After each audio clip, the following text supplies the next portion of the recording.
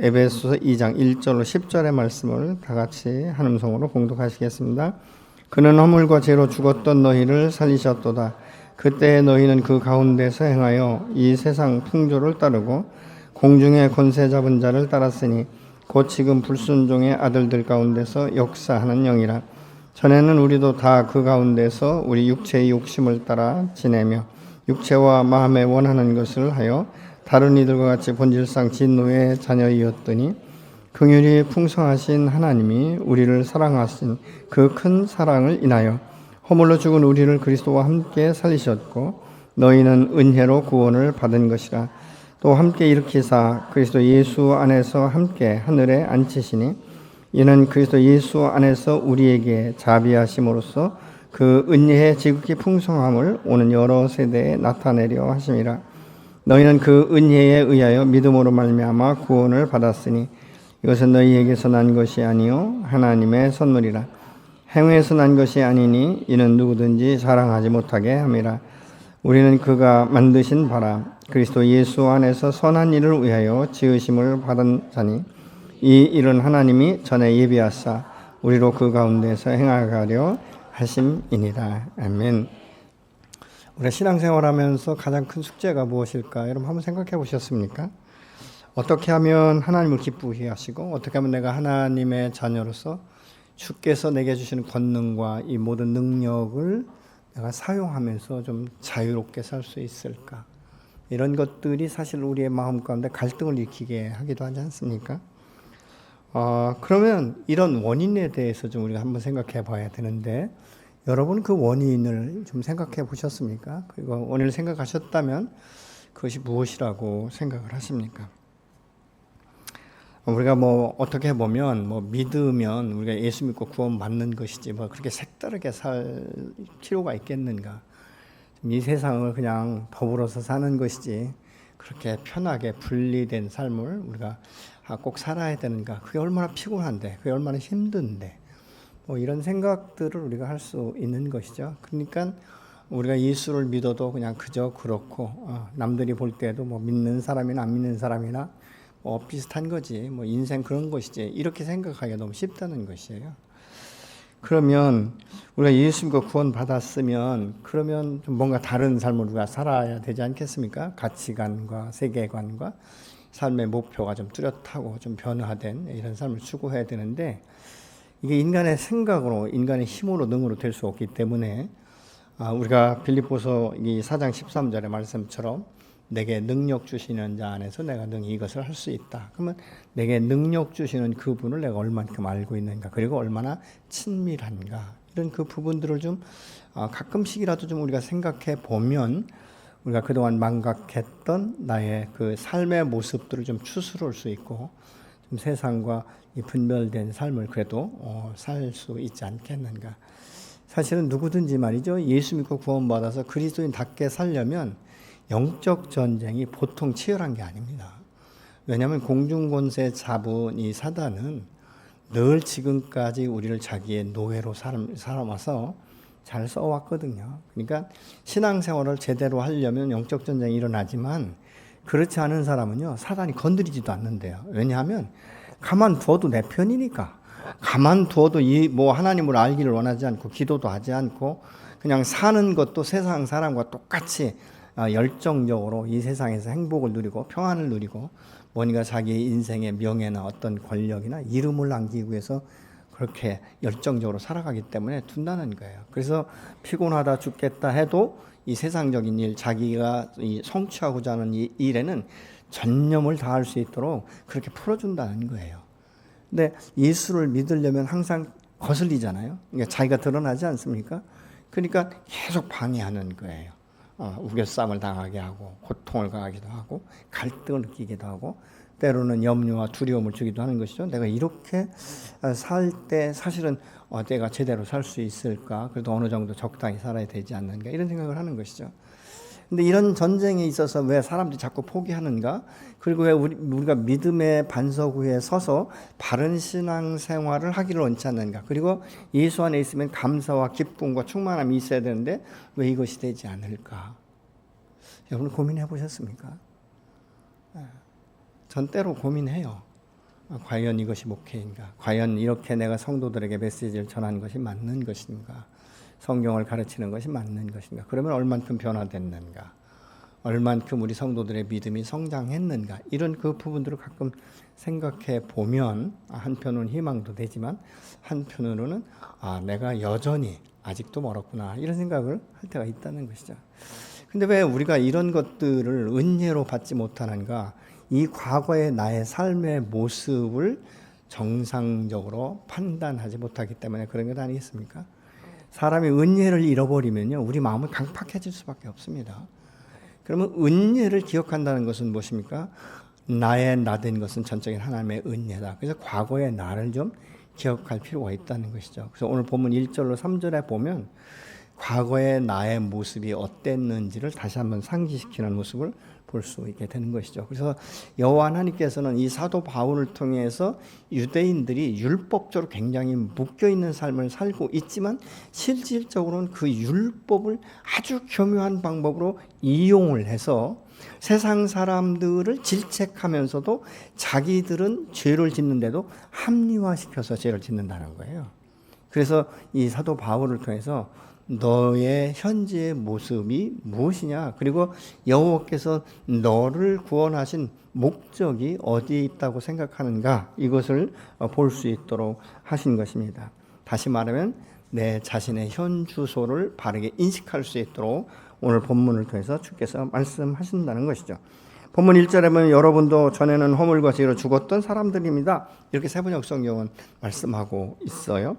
그러니까 본문이 말하는 이 죽음이라는 것은 뭐 우리가 잘 아는 대로 이 호흡하고 육체적으로 일을 하는 이런 육체가 죽은 것이 아니고 우리의 영혼이 죽었다라고 말하고 있죠. 영혼이 죽은 것은 무엇입니까? 하나님과의 분리, 하나님과의 관계가 단절된 것을 말하고 있는 것이죠. 그렇기 때문에 우리가 구약에서부터 보면 인간이 범죄하고 나서는 하나님과의 관계가 자꾸 단절되는 모습을 볼 수 있습니다. 심지어는 여호와께서 사사들을 통해서도 여호와의 말씀을 이 땅 가운데 선포하시는 모습을 볼 수 있지 않습니까? 근데 그것도 안 되니까 이제 이스라엘 백성들은 눈에 보이는 왕을 달라라고 얘기하고, 왕을 주면 잘 들을 것 같은데 그렇지 않다는 것이죠. 왕부터 변질되는, 그래서 이스라엘의 초대 왕인 사울 왕부터 변질돼 가는 것을 볼 수 있지 않습니까? 왜 그런가? 자기의 죄성을 다스리지 못하기 때문에 이 땅 가운데서 명예와 권력이 주어지고 물질이 충만해지니까 자꾸 다른 생각이 드는 거예요. 여호와의 말씀 앞에 순종하는 것보다는 내 어떤 성과, 나의 이름, 이런 것들을 나타내기 원하는 마음들이 그렇다는 것이죠. 근데 그것이 원인이 무엇인가? 영적인 죽음 때문에 나를 이 땅 가운데 보내신 하나님의 그 목적을 우리가 잃어버린다는 것이죠. 자꾸 상실하는 것이죠. 왜냐하면 우리 이 문화 속에 살아요. 지금 이 문화 속에 살기 때문에 죄성을 가지고 모태에서부터 태어나서 성장하는 과정 가운데 하나님의 말씀보다는 자꾸 세상적인 학문, 세상적인 지혜, 경험, 가치관, 이런 것들이 문화에 엄청난 영향력을 받기 때문에 나도 모르는 사이에 나의 사고 체계는 세상에서 성공하는 것, 이것이 마치 우리의 인생의 목적처럼 그렇게 생각하고 살아간다는 것입니다.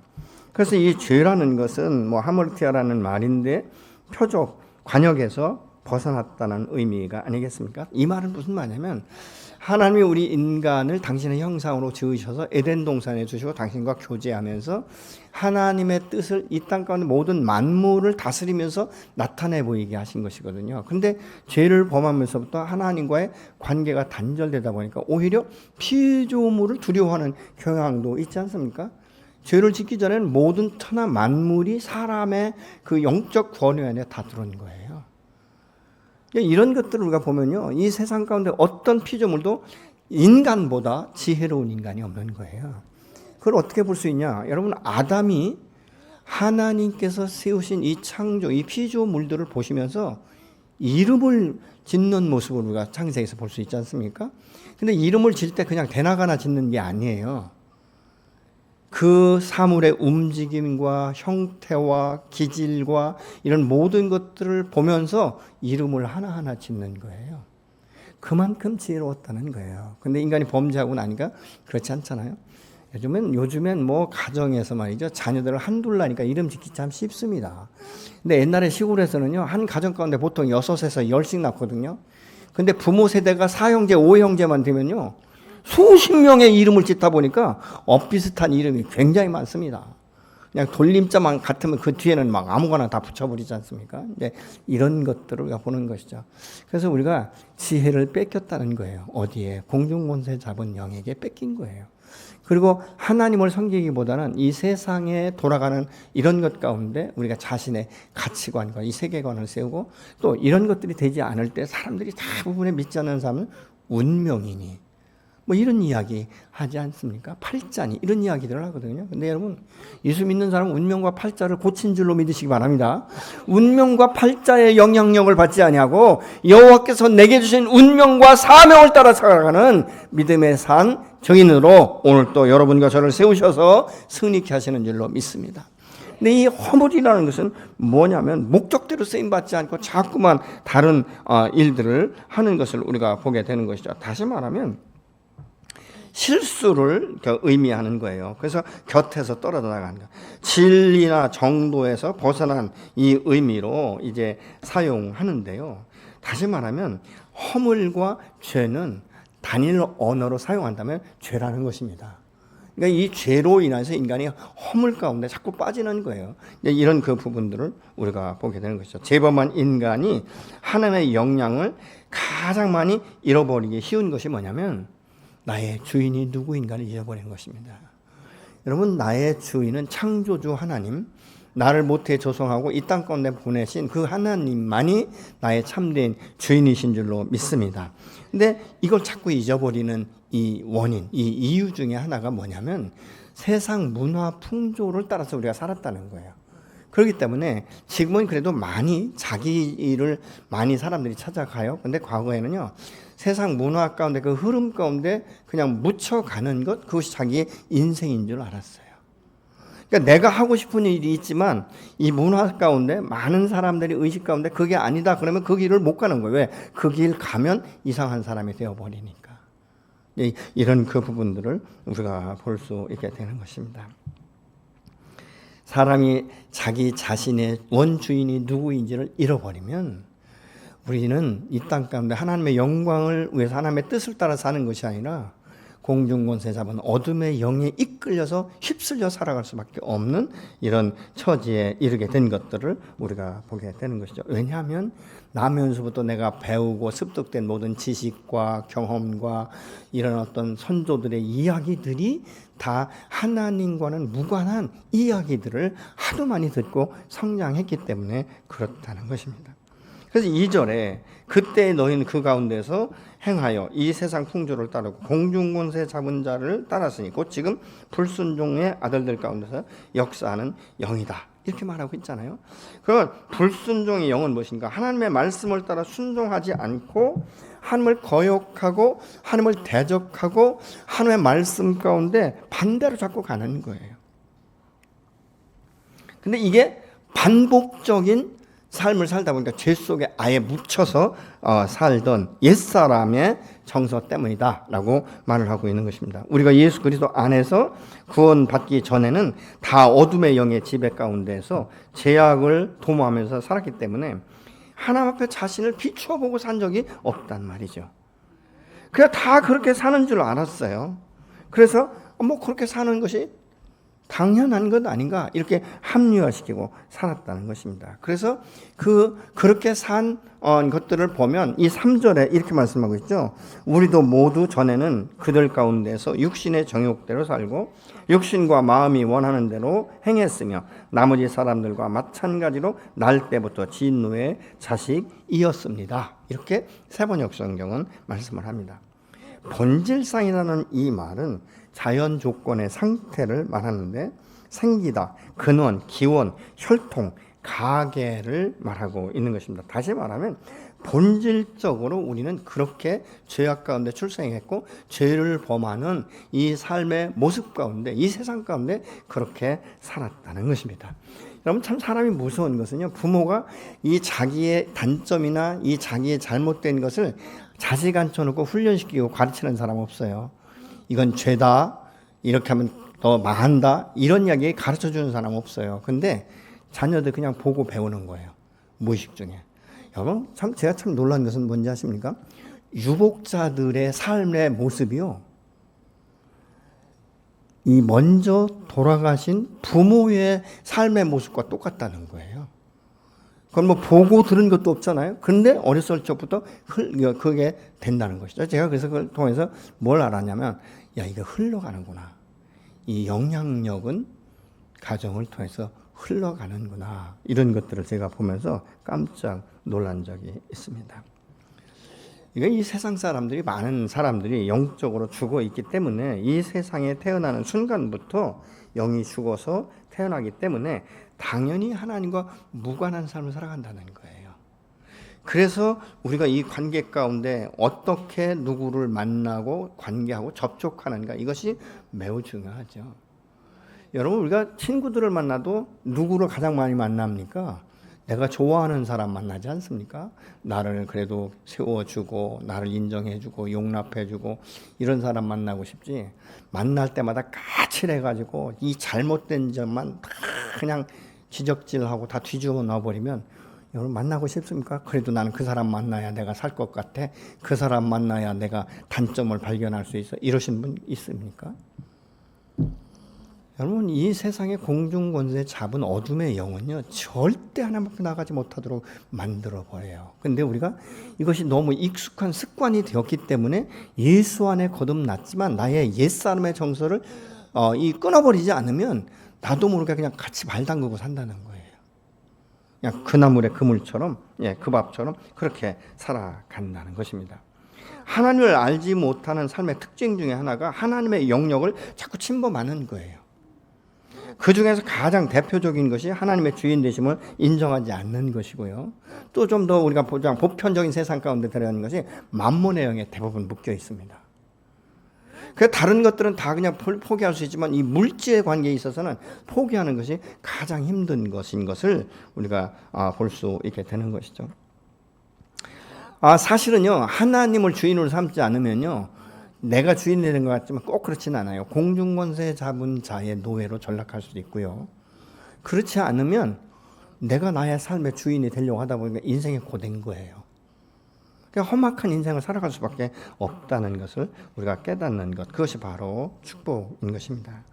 그렇기 때문에 세상 사람들이 아무리 도덕적이고 윤리적으로 산다고 할지라도 그들의 목표와 가치관은 항상 하나님의 뜻을 구하는 것이 아니라 세상에서 성공과 이 어떤 명예, 이런 것들의 가치관을 두고 산다는 거예요. 그러니까 우리가 예수 믿어도 잘 살아야 된다. 맞습니다. 당연합니다. 예수 믿어도 잘 살아야죠. 저는 더 잘 살아야 된다고 생각합니다. 근데 이렇게 잘 살기 위해서 세상 사람과 똑같이 불법을 행하면서 돈을 모을 것인가? 이런 부분은 우리가 다시 한번 주님 앞에 생각할 필요가 있는 것이죠. 그래서 오늘 여기에 보면 그 특징 중에 하나가 세상 풍속을 쫓는다, 이렇게 말하고 있지 않습니까? 그러니까 이 세상 풍속을 쫓는 건 이 세상의 시대의 그 흐름, 이 방법을 따라가는 것을 말하고 있는 거예요. 자신의 가치관보다도 세상의 가치관, 세상의 기준에 따라서 자기를 맞춰가는 것이죠. 그러면서 모든 사람들은 다 그렇다, 이렇게 스스로 단정짓고 우위안을 받는 것들을 우리가 봅니다. 그래서 사람이 말이죠, 옳고 그름을 따질 때도 이게 진리 안에서 옳고 그름이 아니에요. 세상 사람들이 볼 때 이게 옳으냐 그르냐에 따라서 우리가 옳고 그름을 선택하는 것들을 우리가 보게 되는 것이죠. 하나님은 우리를 이 땅 가운데 보내실 때 각자에게 재능과 은사를 다 두셨어요. 그래서 사람은요, 굉장히 좀 독특한 면이 있어요. 나름대로 조금씩은 다 다릅니다. 독특합니다. 여러분, 우리가 자녀들을 양육해 봐도 조금씩은 다 다르잖아요. 독특하잖아요. 어떤 경우는 그러잖아요. 저는 누구 닮았나, 이런 생각을 할 때가 있지 않습니까? 근데 참 이 재밌는 게요, 부부간에도요, 잘하는 건 다 자기 닮았대. 비슷하지도 않은데 자기 닮았대요. 근데 못하는 건 다 당신 닮았대. 심지어 어디까지 끌어가는지 아시죠? 시대, 처갓집까지 다 끌어들이잖아요. 되게 친정엄마 닮았어, 저 할아버지 닮았어, 뭐 이렇게 얘기한다는 거예요. 아니잖아요. 사실은 나의 문제, 내가 가장 많은 영향력을 자녀들에게 주고 있지 않습니까? 하나님은 우리 모두에게 은사와 재능을 주셨어요. 모두가 다 한두 가지 이상의 재능과 은사를 가진 것이죠. 이게 뭐냐면 아주 고유한 가치라는 거예요. 하나님은요 모든 인간에게 아주 독특하고 고유한 가치를 부여하셨기 때문에 우리가 하나님 안에서 모두가 존귀한 줄로 믿으시기 바랍니다. 그렇기 때문에 나를요 다른 사람과 자꾸 비교해서 평가절하하고 뭐 평가절상 이럴 필요가 없는 거예요. 나는 나예요. 내가 하나님에서 얼마나 하나님께서 주신 것에 대해서 내가 개발하고 그걸 발견해내고 이것을 성취해 가느냐, 이것이 우리 인생의 목적이 되어야 될 줄로 믿습니다. 그렇기 때문에 교회 안에서도 모든 사람이 똑같이 붕어빵처럼 그런 거 아니잖아요. 각자가 다른 개성이 있고 다른 독특함이 있고 가치관이 있고 세계관이 있고 목표가 다 달라요. 그런데 이 모든 것들이 한 몸을 이루기 때문에 연합체가 되어질 때 이 공동체는 굉장히 견고하고 강력한 공동체로 바뀌게 되는 줄로 믿습니다. 여러분, 우리가 이 세상 가운데 육체의 소욕을 따라갈 수밖에 없어요. 육체의 소욕이 모두가 나쁜 건 아닙니다. 여러분, 배고프고 허기진데 배 안 고프다라고 말하는 사람이 이상한 사람이잖아요. 배고픔을 느끼는 거예요, 예수 믿는 사람도. 때로는 예수 믿는 사람도 성적인 어떤 이 부분에 대해서 소욕이 일어날 수도 있는 거예요. 근데 뭐가 문제인가? 지나치는 것이 문제라는 것이죠. 여러분, 우리가 배고플 때 밥을 먹어도 적당히 먹어야지 넘쳐버리면 분명히 문제가 생기는 것들을 우리가 보지 않습니까? 근데 어떤 때는요 이런 생각이 들어요. 참 사람이 어떤 때는 짐승만도 못한 것 같다. 무슨 얘기냐면 식탐이 많으면요 어떤 분들은 밥 먹고 나서 그래요. 배가 터질 것 같다. 목구멍까지 찼다 그러거든요. 근데 소를 보면요 절대 완전하게 채우지 않습니다. 그래서 소는 어느 정도 이 꼴을 착 먹으면요 딱 누워가지고 앉아서 되새김질을 하잖아요. 여분이 있는 거예요. 여분. 여러분, 왜 물질도 그래요. 물질도요 하나님 안에서 적당히 필요한 만큼 쓰고 또 돈이 더 많으면 하나님의 영광과 하나님의 나라를 위해서 흘려보낼 줄 아는 이런 여분이 있어야 돼요. 근데 사람이 그렇지 않잖아요. 성경에서 보면 뭐예요? 어리석은 부자는 창고 늘릴 생각만 하잖아요. 또 어떤 부자는 말이죠. 맨날 잔치하면서 그 나사로 같은 이 헐벗은 사람들을 전혀 돌보지 않습니다. 이런 그 부분들을 우리가 볼 수 있다는 것이죠. 근데 물질이 너무 많이 묶여버리면요. 나중엔 이게 우상이 되어버려요. 만몬의 신에 묶여버리는 거예요. 여기에 빠져버리면요. 아무것도 안 보이는 거예요. 돈밖에 안 보이는 거예요. 수존노와 같은 삶을 살아갈 수밖에 없다는 것입니다. 그러면 육체가 원하는 일이 무엇인가? 이 갈라디아서 5장 19절 21절은 이렇게 말하고 있습니다. 육체의 행실은 환히 드러난 것들입니다. 곧 음행과 더러움과 방탕과 우상숭배와 마술과 원수매증과 다툼과 시기와 분냄과 분쟁과 분열과 파당과 질투와 술취함과 흥청망청 먹고 마시는 노름과 그와 같은 것들입니다. 내가 전에도 여러분에게 경고하였지만 이제 또다시 경고합니다. 이런 짓을 하는 사람들은 하나님의 나라를 상속받지 못할 것입니다. 이렇게 세번역 성경은 말씀을 하고 있는 거예요. 이런 가치 문화가 가득한 세상에서 살기 때문에 하나님을 찾지 않고 깨닫지도 못하는 것을 보면서 여호와 하나님께서 탄식하세요. 이사야서 1장 2절로 3절의 말씀을 보시겠습니다. 하늘이여 들으라, 땅이여 귀를 기울이라. 여호와께서 말씀하시기를 내가 자식을 양육하였거늘 그들이 나를 거역하였도다. 소는 그 임자를 알고 나귀는 그 주인의 구유를 알건만은 이스라엘은 알지 못하고 나의 백성은 깨닫지 못하는도다 하셨도다. 짐승도 귀를 잘 들이면요 주인을 안다는 거예요. 심지어는 주인의 밥그릇도 안다는 거예요. 근데 여호와께서 이스라엘 백성들을 그렇게 잘 양육했는데 오히려 그 이스라엘 백성들이 거역한다. 이렇게 여호와께서 말씀하고 있지 않습니까? 여러분, 이런 모습들이 과거의 모습일까요? 현재는 그렇지 않습니까? 여러분 가정에서 자녀들과 여러분의 관계는 어떻습니까? 우리 젊은 청년들 여러분 어떻습니까? 부모를 공경하고 싶습니까? 부모가 나의 모든 것들을 위해서 여기까지 나를 이만큼 성장시키기 위해서 정말 모든 것들을 다 소진했다. 이렇게 믿으십니까? 대부분 그렇게 믿으실 거예요. 근데 어떤 분들은 가정을 원망하는 사람들이 있어요. 하나님 왜 하필이면 나는 이 가정 가운데 태어나게 하셨습니까? 하나님 하필이면 왜 이런 부모를 만나게 하셨습니까? 이러면서 가정 자체를 원망하거든요. 이것은 무엇입니까? 하나님을 원망하는 거예요. 여러분 잔잔히 잘 생각해 보면요. 그러면 하나님께서 이 가정 가운데 왜 나를 세우셨을까? 그리고 왜 나를 유독하게 예수 안에 나를 부르셔서 예수 믿게 하셨을까? 왜 구원받게 하셨을까? 이런 것들에 대해서 우리가 잠잠히 생각해 볼 필요가 있지 않습니까? 바로 그것이 무엇인지 아십니까? 잘못 흘러온 가정의 이 회로를 나를 통해서 바꾸기 위한 것이에요. 복된 가정으로 가계도를 바꿀 수 있도록 여호와께서 특별히 나를 그 가정 가운데 보내신 것입니다. 물론 쉽지는 않습니다. 넉넉하지는 않습니다. 다른 사람들보다 피나는 이 영적 전쟁이 수없이 일어나게 될 것이에요. 때로는 무릎을 꿇을 것이고 때로는 하나님을 포기하고 싶은 이런 마음까지 들 수 있습니다. 왜냐하면 핍박과 환난이 보통 강력한 것이 아니거든요. 하여튼 이 예수 안 믿는 이 가정에서 이 예수 믿는 사람이 나오면요, 뭐든지 잘못되면 너 때문이라는 거예요. 신이 달라서 그렇다. 네가 교회 다녀서 그렇다. 얼마나 이 세상의 불신 영혼들이요 예수 믿는 사람들을 왜곡시키는지 모릅니다. 인정하지 않죠. 근데 그 가운데서 승리케 하시는 여호와를 우리가 바라보는 것이죠. 그래서 내게 능력 주신 자 안에서 내가 모든 걸 살 수 있다는 이 고백이 저와 여러분의 고백이 되어야 될 줄로 믿습니다. 사람이 하나님을 떠나면요, 자신의 정체성과 가치관까지 잃어버리는 거예요. 신분도 잊어버리게 된다는 것입니다. 그렇기 때문에 하나님을 거역하게 되고 짐승만도 못한, 그래서 오늘날도 짐승만도 못하다 이렇게 이야기하는 것들을 우리가 볼 수 있지 않습니까? 그러면 그런 상태에서 우리가 현재 어떻게 변했는가? 이 4절 5절에 보면 범죄로 죽은 우리를 그리스도와 함께 살려주셨습니다. 여러분은 은혜로 구원을 얻었습니다. 범죄로 죽은 우리를 그리스도와 함께 살려주셨습니다. 여러분은 은혜로 구원을 얻었습니다. 이렇게 세번역 성경은 말하고 있는데요. 원문에 보면 그러나라는 접속사가 있습니다.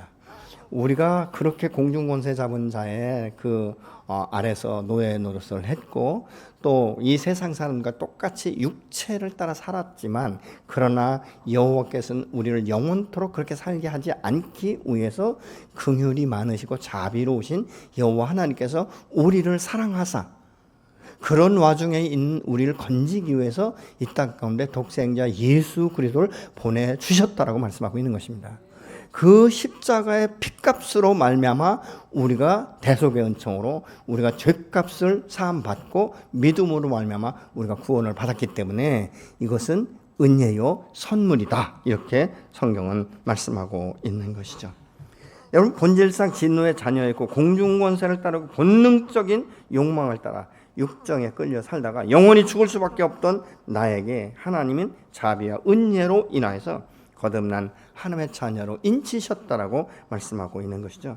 여러분, 구원이라는 것은 그렇기 때문에 우리 어떤 믿음과 결단과 요구 조건 전혀 개입된 게 없습니다. 하나님의 전적인 은혜예요. 선물인 거예요. 그래서 과거에 내가 오늘 나된 것이 전적인 하나님의 은혜라는 것을 기억한다면 우리는 현재의 삶을 어떻게 살 것인가를 결정할 수 있는 거예요. 그리고 매 순간순간의 삶이 하나님의 전적인 은혜이기 때문에 감사가 넘칠 수밖에 없는 거예요. 사람이 은혜를 잃어버리면요, 그 순간부터 어떤 생각이 드는지 아십니까? 배은망덕해지는 거예요. 하나님의 은혜를 잃어버린 거예요. 하나님의 영광을 생각하지 않는 것입니다. 그렇기 때문에 내 소견에 옳은 대로 살아갈 수밖에 없는 것이죠.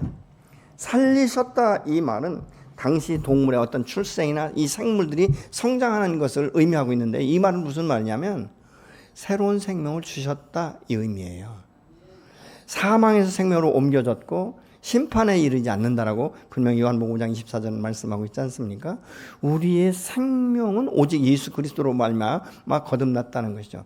하나님과의 관계가 죄로 인해 단절됐는데 예수 그리스도를 통해서 다시 그 길이 열린 것입니다. 그래서 생명의 길로 우리가 들어선 것 아니겠습니까? 그렇다면 매일매일의 삶 가운데 내가 하나님의 은혜에 감격되고 감동된 삶을 살아야 될 줄로 믿습니다. 근데 그게 내 힘으로 능으로 안 되기 때문에 여호와의 신으로 말미암아 성령의 도심으로 말미암아 우리가 극복할 수 있는 것이죠. 자, 그러면 그것이 우리 안에 넉넉하게 이길 수 있는 것은 무엇입니까? 습관이 우리 안에 주어져야 되는 것이죠. 습관은 무엇입니까? 반복적인 훈련을 통해서 되는 거예요. 여러분, 죄라는 것은요 저절로 지어져요. 놀랍죠? 그러니까 애쓰고 힘쓰지 않아도요. 그냥 세상 풍속을 따라 가보면 그 죄 속에 가는 거예요. 근데 진리 안에 서는 것은요. 영적 전쟁이 일어나요. 예, 그래서 계속적으로 싸워야 되는 것이죠. 그러면 어떻습니까? 전쟁에 필요한 것이 물론 어떤 공격적인 이런 것도 있지만 또 실탄도 있어야 되지 않습니까? 아무리 비행기를 만들고 한다 할지라도 여러분 포탄이 없으면 유명무실한 것 아니겠습니까? K9 자주포가 세계적으로 유명하다고 하는데 포탄이 생산되지 않으면 무슨 소용이 있겠어요? 근데 그 기계 속에 어떤 한 축이 무너지면요, 그 기계는 망가질 수밖에 없는 거예요. 자, 그러면 어떻게 됩니까? 늘 관리해야 되잖아요. 여러분, 우리가 자동차를 운전하시는 분은 대부분 어떻습니까? 아침에 일어나시면 자동차 바퀴에 바람이 빠졌나 한 번씩 돌아보지 않으세요? 그냥 아침에 일어나서 그냥 시동 걸고 그냥 출발하십니까? 근데 대부분은 한 바퀴 돌죠? 바퀴 바람이 있나? 어떤 때는 내가 육안으로 안 되니까 가서 뭐라고 말하죠? 공기압 체크해 주세요 이러잖아요. 근데 어떤 분들은 그냥 타시는 분들도 있어요. 그러니까 신앙생활도 마찬가지라는 것이죠. 옛사람의 정서를 이미 십자가를 통과하면서 끊어졌는데 내가 이거에서 변화를 추구하지 않으면 나는 여전히 예수 안에 있으면서도 내 삶 자체는 옛사람을 따라간다는 것이죠. 그러면 새로운 이 습관, 새로운 문화, 새로운 가치관, 새로운 이 세계관 이런 것들은 어디서 발견하는가? 말씀에서 발견하는 것 아니겠습니까? 그러니까 말씀을 보는 거예요. 근데 보는 것으로 그치지 않고 좀 더 깊이 들어가면 뭐죠? 묵상하는 것이죠. 이 말씀이 어떤 의미가 있는가? 이 말씀이 오늘 내 삶 가운데 무엇을 말씀하고자 하는가? 이게 묵상 아니겠습니까? 그리고 이제 그런 말씀 가운데 내가 은혜가 되는 말씀을 암송하는 것이죠. 그래서 이 암송은요, 왜 좋냐면요, 기도할 때 보면요, 때로는요, 하나님께서 그 암송했던 말씀으로 응답을 주실 때가 있어요. 그리고 어둠의 영과 대적할 때요, 기록되었으되라고 말씀할 수 있는 거예요. 아멘? 기록되었으되. 여러분, 내 말씀을 모르면요, 아무것도 모르는 거예요. 어떤 분들은요, 교회 안에서 성경 공부를 안 하다 보니까 밖에서 성경 공부를 하거든요. 근데 되게 이단이에요, 여러분. 신천지나. 저는 요즘에 이렇게 쭉 이렇게 다니면서 그 세계 보고만가? 하나님의 교회. 말은 좋죠. 얼마나 사람이 밀려오는지 모른다. 어떤 때 막 주차장에 차가 가득해요. 쟤는 열불 내며 기도하거든요. 하나님, 죽음의 길을 가는 것도 저렇게 열정적인데, 막 열불이 나요. 그럴 때 막 열불이 나가지고 기도하거든요. 무너질지어다. 예수의 이름 안에 무너질지어다. 이렇게 이제 기도도 하는데, 여러분, 이런 말이 있잖아요. 시당계 3년이면 라면을 끓이고 서당계 3년이면 풍어를 넣는다는 말이 있잖아요. 근데 우리는 어떻습니까? 10년을 다녀서 성경을 한 번도 못 읽은 분이 너무 많아요. 성경 공부 안 하시는 분들이 있어요. 안 하죠. 의도적으로 안 하세요. 왜냐하면 시간이 없다. 그리고 공부를 하면 머리가 아프다네요. 성경 공부하면 머리가 아프대. 아프죠. 왜냐하면 내 속에 있는 것들이 잘못됐다는 게 계속 지적되니까. 왜냐하면 말씀은 운동력이 있다고 말했잖아요. 그래서 심령과 관절과 골수를 찔러 쪼개는 말씀이 내 안에 들어오니까 갈등을 일으키죠.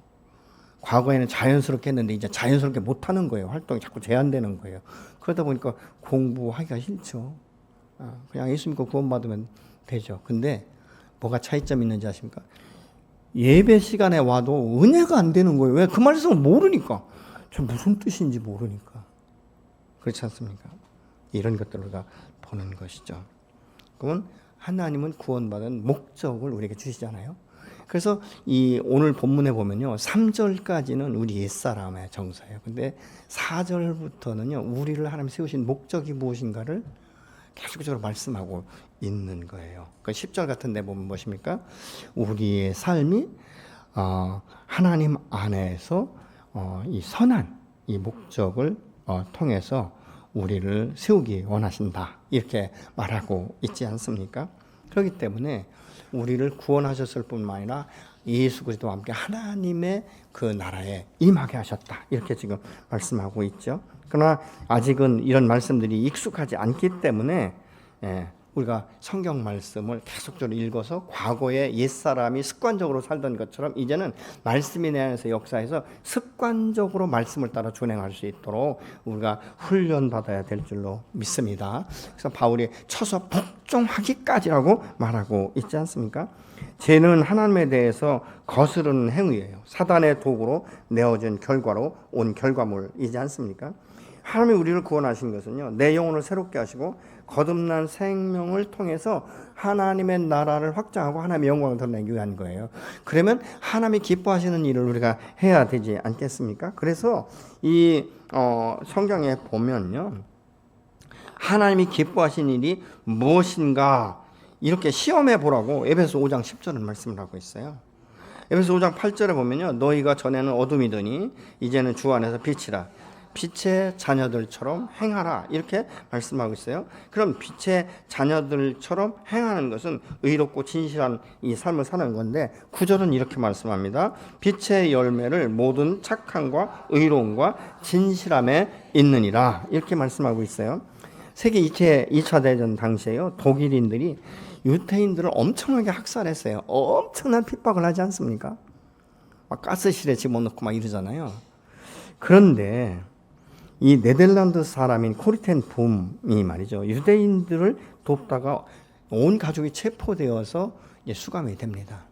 근데 그 코리텐 붐의 책을 보면요, 얼마나 많은 고통을 가했는지 모릅니다. 유대인이 아닌데도 불구하고 유대인을 도왔다는 이 죄명이 있어가지고 굉장한 고난을 받습니다. 근데 제가 여러 가지 이 좋은 그런 느낌도 있었지만, 지금도 제가 기억하는 것은요, 한번 코리텐 붐과 그 언니가 한 어떤 감방의 한쪽으로 갔는데, 거기는 빈대하고 벼룩이 너무 많아가지고요, 밤에 잠을 못 잔다는 거예요. 그 아침에 일어나면 막 온 몸이 막 물려가지고 이게 막 뭐가 난다는 거죠. 그래서 이 코리가 계속 언니한테 불평을 하는 거예요. 하나님이 왜 우리를 이곳에 갖다 넣냐? 좀 잠이라도 좀 편하게, 낮에 일했으면 밤에 잠이라도 좀 편하게 해야지, 어떻게 빈대하고 벼룩이 이렇게 많은데 갖다 집어넣냐? 그러니까 그 코리의 언니가 이런 얘기합니다. 야, 코리야, 빈대와 벼룩이 있기 때문에 이 독일 간수들이 여기로 오지 않지 않냐? 왜 오면 자기들이 빈대하고 다 옮아버리니까 안 온다는 거예요. 그래서 성경을 읽을 수 있고 말씀을 나눌 수 있고 묵상할 수 있는 것이 하나님의 은혜가 아니냐, 이런 대목들도 나와요. 근데 그 코리텐 붐의 그 가정이요, 그렇게 아주 부자 이런 가정이 아니었다는 거예요. 그 아버지가 작은 시계방을 운영을 한 거예요. 그러니까 어떻게 보면 그냥 넉넉하진 않지만 겨우 먹고 사는 정도, 여유가 없는 이런 삶을 사는데, 하루는 그 근방에 굉장히 부자가 와가지고 이 아버지에게 시계를 보여달라고 해서 시계를 보여줬는데, 제일 비싼 시계를 현찰로 산다고 하는 거예요. 근데 그때 당시에 이 코리가 생각하기에는 이 시계를 현찰로 팔면 마진이 많이 남기 때문에 당분간은 우리 가족이 여유 있게 살겠구나. 그래서 굉장히 내심 기뻐했다는 거예요. 현찰을 준다고 하니까 최고 좋은 시계겠죠. 근데 아버지가 이렇게 말하는 거예요. 갑자기 그분한테, 사장님, 왜 시계를 새 걸로 사려고 하세요? 그랬더니, 이 헌시계가 내가 굉장히 아끼는 시계인데 고장이 나가지고 시간이 안 가니까 시계를 살 수밖에 없다. 그러니까 아버지가 그 시계 좀 볼 수 있어요? 그러니까 그 시계를 보여줬는가 봐요. 근데 이리저리 만지다 보니까 시계가 간 거예요. 그러니까 내 시계가 귀하게, 정말 여기는 이 시계가 고장 난 줄 알고 새거 사려고 했는데 잘 가니까 사고 싶겠어요? 또 고장 날 때까지 쓰고 싶겠죠. 그냥 가는 거예요. 근데 이 어린 코리의 마음 가운데 이게 막 너무 화가 나는 거예요. 아버지에 대해서 막 분노하는 거예요. 아니, 우리가 억지로 건면한 것도 아니고 자기가 가장 비싼 시계를 현찰로 산다고 하는데, 뭘 아버지는 그 고장난 시계를 고쳐줘가지고 팔지도 못해가지고 여전히 우리를 이렇게 어렵게 하는가. 막 씩씩거렸는가 봐요. 그러니까 아버지가 그 얼굴 보면 알잖아요. 근데 부르더라고요. 코리야, 너 왜 화났니? 내가 시계를 고쳐줬기 때문에 그러냐? 그렇다고 했겠죠. 근데 이렇게 말하는 거예요.